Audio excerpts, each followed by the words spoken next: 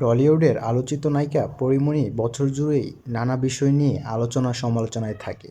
সম্প্রতি একটি টিভি চ্যানেলে অতিথি হিসেবে হাজির হয়ে সাকিব খান সহ কয়েকজন নায়ককে ফল ও সবজির সাথে তুলনা করে।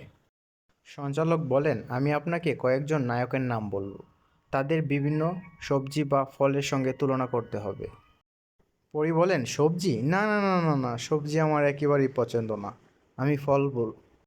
সাকিব খানের নাম বললে পরী উত্তরে বলে, সাকিব ভাই, সাকিব ভাই তো ফৌজ দিয়াম। এরপর চিত্রনায়ক ফেরদৌসের কথা জিজ্ঞাসা করলে পরী বলে, ফেরদৌস ভাই, ফেরদৌস ভাই তো পুরো তরমুজ।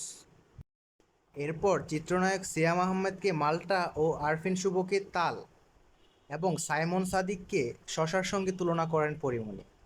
তারপর পরীমণির প্রাক্তন স্বামী শরীফুল রাজের নাম আসে। নামটি শুনে মুচকি হেসে পরী খানিকক্ষণ চুপ থাকেন। ফল তো আর নাই, ফল শেষ হয়ে গেছে, ফলের সিজন শেষ হয়ে গেছে, এই কথা বলে হেসে তিনি বলেন, শরীফুল রাজ, তিতো করল্লা।